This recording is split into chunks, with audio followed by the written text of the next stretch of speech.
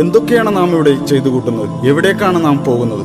ഉറക്കത്തിൽ നിന്ന് എഴുന്നേറ്റാൽ ഓരോരോ ലക്ഷ്യങ്ങളിലേക്ക് നാം പോകുന്നു. എന്തിനു വേണ്ടി എന്നൊന്നും ഒരിക്കൽ പോലും നമ്മുടെ മനസ്സിൽ ചോദ്യങ്ങൾ ഉയരുന്നില്ല. ചണ്ടിയെപ്പോലെ ഒഴുക്കിനൊത്ത് പോയിക്കൊണ്ടിരിക്കുകയാണ്. പണം പണം, അതിനു വേണ്ടിയാണ് നമ്മുടെ ഈ നെട്ടോട്ടം. കിട്ടിയ പൈസയിൽ നിന്ന് അല്പം പോലും നഷ്ടപ്പെടാതിരിക്കാൻ എന്തുമാത്രം ജാഗ്രതയാണ് നമുക്ക്. ചാനലുകളിലും മറ്റും കാണുന്ന പാട്ടും ഫാഷനും ഒക്കെയാണ് നമ്മുടെ ഇഷ്ടങ്ങൾ. ഇതാണോ ഈ ലോകത്ത് നമുക്ക് ചെയ്യാനുള്ളത്? ഇങ്ങനെയാണോ ജീവിതം മുന്നോട്ട് പോകേണ്ടത്? ടെൻഷനും സമ്മർദ്ദവും കൂടുന്നത് മദ്യം കുടിച്ചാൽ ഇല്ലാതാകുമെന്നാണ് ആളുകളുടെ ധാരണ.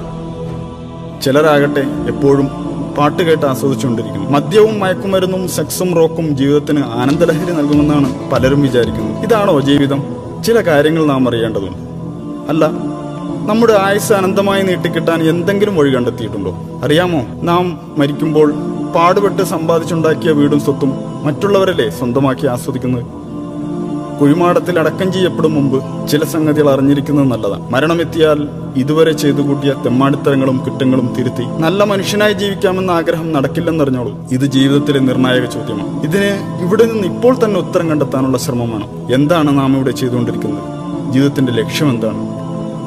ഇവിടെ എങ്ങനെയാണ് നാം എത്തിച്ചേർന്നത്? ഇത്ര പെർഫെക്റ്റായി നമ്മെ സൃഷ്ടിച്ചതാരാണ്? മരിച്ചു കഴിഞ്ഞാൽ ഈ ശരീരത്തിന് എന്താണ് സംഭവിക്കുന്നത്? ഈ ലോകത്ത് തന്നെ മറ്റൊരു ജീവിതം കൂടി സാധ്യമാകും? ഈ ചോദ്യങ്ങൾക്കൊന്നും നമുക്ക് മറുപടിയില്ല. കാരണം ഇതിന്റെ ഉത്തരം അന്വേഷിച്ച് തല ഉണ്ടാക്കേണ്ട കാര്യമില്ലെന്നാണ് നമ്മുടെ വിചാരം. പ്രകൃതിയിൽ ഇങ്ങനെ ഓരോന്നും ഉണ്ടാകുന്നു, അതുപോലെ നമ്മളും. ഇതെല്ലാം സ്വാഭാവികമല്ലേ? ഇങ്ങനെയൊക്കെയാണ് നിങ്ങൾ കരുതുന്നതെങ്കിൽ ഞാൻ ചോദിച്ചോട്ടെ, താങ്കൾ തനിയെ ഉണ്ടായതാണ്? അതല്ല യാതൊരുവിധ ന്യൂനതകളുമില്ലാതെ മറ്റെവിടെയും കാണാത്ത വിധം പരിപൂർണമായ ഘടനയിൽ നിങ്ങളെ സൃഷ്ടിച്ചതിനു പിന്നിൽ ഒരു അഭൗതിക ശക്തിയുണ്ടോ? അറിയാമോ, ഏറ്റവും ഉന്നതമായ നിർമ്മാണ കലയുടെ ജീവരൂപമാണ് താങ്കൾ. മനുഷ്യ സൃഷ്ടിപ്പിലുള്ള സവിശേഷമായ ബുദ്ധി വൈഭവം തന്നെ മതി അത് മനസ്സിലാക്കാൻ. നോക്കൂ, മനുഷ്യന്റെ കണ്ണിനകത്തുള്ള ടെക്നോളജിയോട് തുലനം ചെയ്യാൻ കഴിയുന്ന ക്യാമറ ഈ ലോകത്തില്ല. തലച്ചോറിനോളം പോകുന്ന ഒരു കമ്പ്യൂട്ടറും ഈ ഭൂമുഖത്തില്ല. ഇത്രയും തികവാർന്ന അവയവങ്ങളുണ്ടായിട്ടും ലോകത്തുള്ള മനുഷ്യർ ഒന്നിച്ചു പരിശ്രമിച്ചിട്ട് നിസ്സാരമായ ഈച്ചയെങ്കിലും സൃഷ്ടിക്കാനായോ? നാം ഒന്നുമില്ലായ്മയിൽ നിന്ന് സൃഷ്ടിക്കപ്പെട്ടവരല്ല എന്ന് നമ്മെ ബോധ്യപ്പെടുത്തുന്ന എത്രയെത്ര സംഗതികളാണ് നമുക്ക് മുന്നിലുള്ളത്. എന്നിട്ട് അതെല്ലാം യാതൊരു കൂസലുമില്ലാതെ നിഷേധിച്ചു തള്ളുകയാണ് നാം. 0 + 0 = 1 എന്ന് നമുക്ക് ഒരിക്കലും ഉത്തരം കിട്ടുകയില്ല. 0 + 0 = 0 എന്നേ ഉത്തരം ലഭിക്കൂ. 1 എന്ന ഉത്തരം ലഭിക്കില്ല. അപ്പോ പിന്നെ പ്രപഞ്ചത്തിലെ ഈ ആസൂത്രണ മികവിന്റെ പ്രകടഭാവങ്ങൾ എവിടെ നിന്ന് വന്നു? എല്ലാ വസ്തുക്കൾക്കും അതിന്റെ ഒരു ഉത്ഭവസ്ഥാനമുണ്ട്. അതിന്റെ എല്ലാം പിന്നിൽ ഒരു ശില്പിയുണ്ട്. ഇപ്പോൾ താങ്കൾ കണ്ടുകൊണ്ടിരിക്കുന്ന ഈ വീഡിയോ പോലും ഒരാൾ യൂട്യൂബിൽ അപ്ലോഡ് ചെയ്തത് കൊണ്ടാണല്ലോ താങ്കൾ കാണുന്നത്.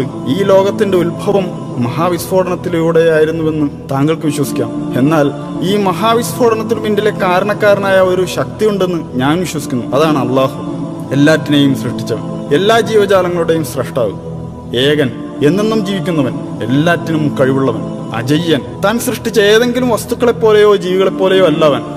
അവന്റെ രൂപത്തെയോ ഭാവത്തെയോ നമുക്ക് സങ്കല്പിക്കാനേ കഴിയില്ല. അല്ല, അവൻ ഒരു മനുഷ്യനെ പോലെയുമല്ല, അവനൊരു പങ്കാളിയുമില്ല. അവൻ ഏകനാണ്. അവൻ നമ്മെ ഇങ്ങോട്ട് കയറൂരി വിട്ടിരിക്കുകയല്ല. ഏതൊരു നിർമ്മാതാവിനെയും പോലെ അവനും തന്നെക്കുറിച്ച് പഠിക്കാൻ ഒരു പാഠപുസ്തകം, അതായത് ഒരു യൂസർ മാനുവൽ നമുക്ക് നൽകിയിട്ടുണ്ട്. ഇസ്ലാമാണത്, ഖുർആനും സുന്നത്തുമാണത്. അത് ആഹ്വാനം ചെയ്യുന്ന സന്ദേശം ഇതാണ്: ദൈവം ഏകനാണ്, അവൻ അള്ളാഹു ആകുന്നു ഏകൻ. അവന് ആരുടെയും ആശ്രയം വേണ്ട. പ്രപഞ്ചത്തിലെല്ലാം അവനെ ആശ്രയിക്കുന്നു. അവന് മക്കളൊന്നുമില്ല, അവൻ ആരുടെയും സന്താനവുമല്ല. ഒട്ടും തന്നെ വൈരുദ്ധ്യങ്ങളില്ലാത്ത ഒരു ഗ്രന്ഥം, ശാസ്ത്രത്തിലും ചരിത്രത്തിലുമുള്ള വിസ്മയങ്ങളെ നമുക്കറിയിച്ചു തന്ന ഗ്രന്ഥം. ഓർക്കണം, 1400 വർഷങ്ങൾക്ക് മുമ്പ് അതൊക്കെ നമുക്ക് വെളിപ്പെടുത്തിയതാണ്. മനുഷ്യഭ്രൂണത്തെക്കുറിച്ച് കൃത്യമായ വിവരണം നൽകിയിട്ടുണ്ടതിൽ. ആ വിവരങ്ങളൊന്നും അന്നത്തെ ശാസ്ത്രലോകത്തിന് കണ്ടെത്താൻ കഴിയാത്തതായിരുന്നു. The descriptions of the human embryo in the Quran cannot be based on scientific knowledge in the 7th century. ഭൂമിയിൽ പർവ്വതങ്ങൾ ആണികൾ പോലെ ഉറപ്പിച്ചു നിർത്തിയിരിക്കുകയാണെന്ന് അത് വെളിപ്പെടുത്തുന്നു. 2 സമുദ്രങ്ങളെ കൂട്ടിച്ചേർത്തതും അവൻ തന്നെയാകുന്നു. ഒന്ന് രുചികരമായ തെളിനീർ, മറ്റേത് ചവർപ്പാർന്ന ഉപ്പുനീരും. രണ്ടിനുമിടയിൽ ഒരു മറയുണ്ട്. അവ കൂടിക്കലരുന്നത് വിലക്കുന്ന ഒരു തടസ്സം. രാപ്പകലുകൾ ഉണ്ടാക്കിയതും സൂര്യചന്ദ്രാദികളെ സൃഷ്ടിച്ചതും അള്ളാഹു മാത്രമാകുന്നു.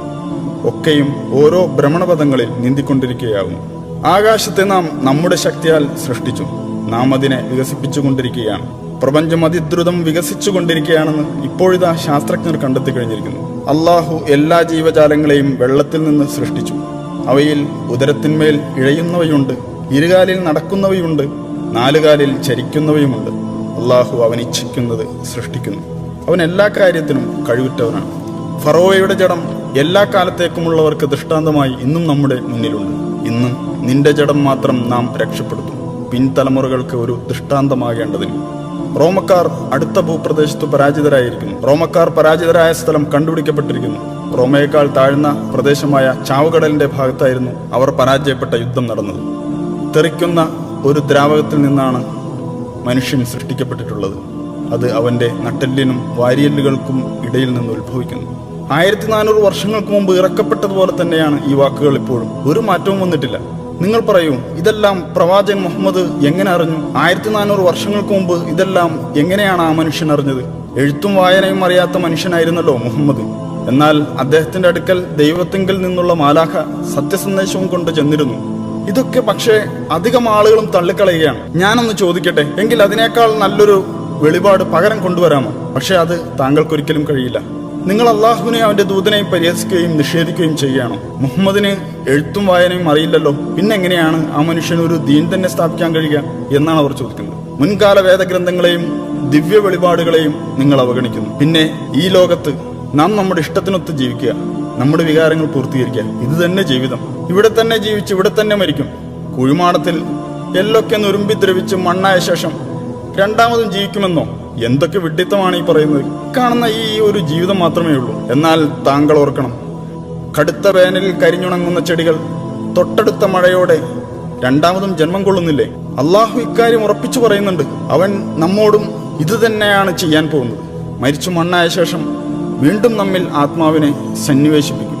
നിങ്ങൾ അള്ളാഹുവിനെ നിഷേധിക്കുന്നത് എങ്ങനെ? നിർജീവരായിരുന്ന നിങ്ങൾക്കവൻ ജീവൻ തന്നു. പിന്നീട് അവൻ തന്നെ നിങ്ങളെ മരിപ്പിക്കുകയും പിന്നെയും ജീവിപ്പിക്കുകയും ചെയ്യുന്നു. അനന്തരം അവങ്കലേക്കു തന്നെ നിങ്ങൾ തിരിച്ചയക്കപ്പെടുന്നതുമാവുന്നു. നാം ആകട്ടെ അവന്റെ വിരൽക്കൊടികൾ വരെ കൃത്യമായി നിർമ്മിക്കാൻ കഴിവുള്ളവനല്ലോ. നമ്മെ തൊട്ടടുത്തിരുന്ന് നിരീക്ഷിച്ചു കൊണ്ടിരിക്കുന്നവനാണ് അള്ളാഹു. തീർച്ചയായും നാം പരീക്ഷിക്കപ്പെടും. അല്ല, നാം പരീക്ഷണത്തിൽ അകപ്പെട്ടിരിക്കുകയല്ലേ? നമ്മുടെ ധനവും ആരോഗ്യവും ശരീരവും എല്ലാം അള്ളാഹുവിന്റെ അനുഗ്രഹമാണ്. നാം പിന്നീട് പുനർജീവിപ്പിക്കപ്പെടുമെന്നാണ് ഇതെല്ലാം സൂചിപ്പിക്കുന്നത്. നാം ഈ ലോകത്ത് ചെയ്തു കൂട്ടിയ എല്ലാ പ്രവൃത്തികളും ഒന്നൊന്നായി അള്ളാഹുവിന്റെ മുമ്പിൽ വിചാരണയ്ക്ക് വിധേയമാകും. നാളെ അള്ളാഹുവിന്റെ കോടതിയിൽ നമ്മുടെ കർമ്മപുസ്തകങ്ങൾ വായിക്കാൻ നമ്മോട് പറയും. നീ വായിക്കൂ, വായിച്ചോളൂ എന്നിങ്ങനെ കൽപ്പനയുണ്ടാകും. ചെറുതും വലുതുമായ നല്ലതും ചീത്തയുമായ എല്ലാ കാര്യങ്ങളും അതിലുണ്ടാകും. പുനരുത്ഥാന നാളിൽ നാം അവനു വേണ്ടി ഒരു രേഖ പുറപ്പെടുവിക്കും. അത് ഒരു തുറന്ന പുസ്തകം പോലെ അവൻ കാണും. വായിക്കൂ നിന്റെ ഈ കർമ്മരേഖ. ഇന്നും നിന്റെ കണക്ക് നോക്കുന്നതിന് നീ തന്നെ മതി. നമ്മളൊന്നും രണ്ടാമത് പുനർജീവിപ്പിക്കപ്പെടില്ലെന്നേ എന്ന് പറഞ്ഞവർ ഇന്ന് തന്നോട് സംസാരിക്കേണ്ടെന്ന് അള്ളാഹു പറയും. എന്നെ അറിയാനും പഠിക്കാനുമായി ഒരായുഷ്കാലം മുഴുവൻ നിനക്ക് ഞാൻ തന്നതല്ലേ? പക്ഷേ അന്ന് നീ വ്യർത്ഥമായ നശ്വരമായ കാര്യങ്ങൾക്ക് പിന്നാലെ കൂടി അവസരം തുലച്ചു കളഞ്ഞതല്ലേ? അതുകൊണ്ട് നീ ചെയ്തത് നീ തന്നെ അങ്ങ് വായിച്ചോ. അന്നാളിൽ സത്യം അംഗീകരിച്ച് ജീവിച്ചവരെ അള്ളാഹു സന്തോഷ വാർത്ത അറിയിക്കും. എന്നാൽ നീ വിശ്വസിച്ചില്ലെങ്കിൽ നീ നിന്റെ പ്രവർത്തനങ്ങളുടെ റെക്കോർഡ് വായിച്ചോളൂ. അതുകൊണ്ട് ആ നാളിനെ യാഥാർത്ഥ്യം മനസ്സിലാക്കാനുള്ള അവസരമായി തെറ്റിദ്ധരിക്കരുതേ. താങ്കൾ വായിക്കൂ താങ്കളുടെ കർമ്മപുസ്തകം.